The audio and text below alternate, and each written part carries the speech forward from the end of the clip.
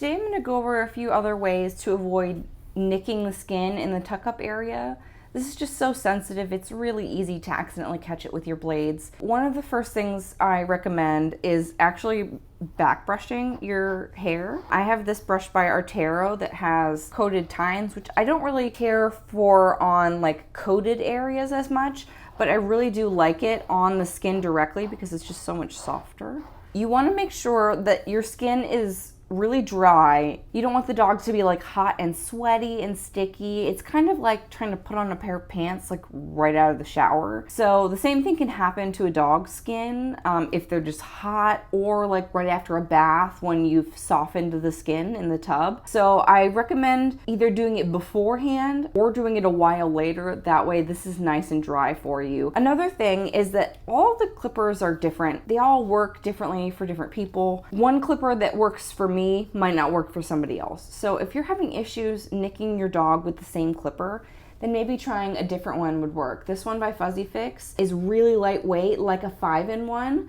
but sometimes I find dog skin just doesn't like 5-in-1 blades, so a standard blade on a lightweight clipper like this is really nice. You want to make sure that the skin is really nice and taut when you're clipping this area. I'm not focusing on this edge at all. I actually focus on the edge when I'm on the other side of the dog. I like to lift up their leg and then clip this inside area while that skin is nice and flat, and it ends up clipping just a little bit on this edge so that we're not having to do that on this side where it's more likely to catch and move the skin. I'm going to use a 15 on her today. Again, the length that you use also can really vary. Some dogs can't handle as short of blades. A 15 is usually pretty safe. This is my favorite length. I'm gonna pull her skin really taut, nice and flat, and I'm gonna just start clipping up. I wasn't really getting the angle that I wanted, so I'm actually going to take my thumb and pull it this way.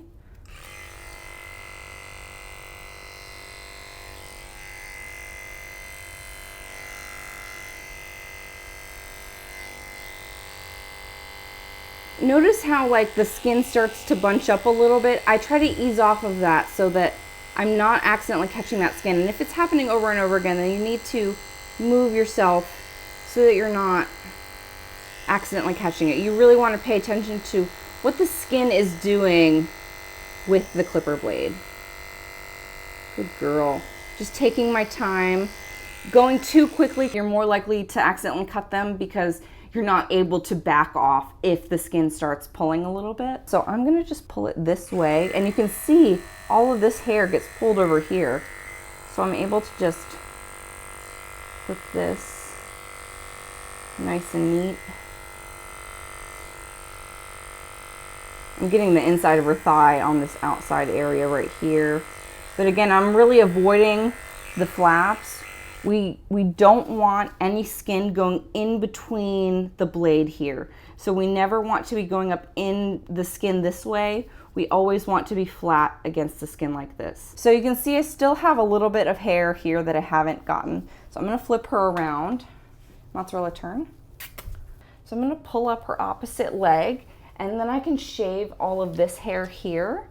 And this is keeping the skin pretty taut, so we're just gonna go really gently down off of that skin. I'm also going to come up this way. Good girl.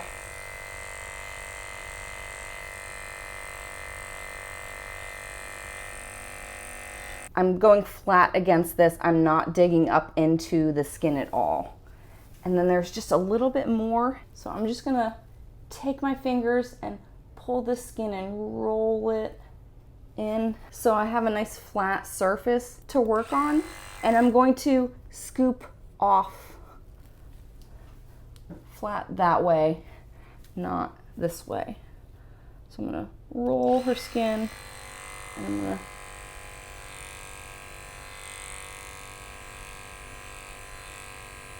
and now you can see after she's been flipped back around that we're able to get this edge from the inside of that other leg. And you can really gently go in if you need to clean up any more hairs, but hopefully that helps.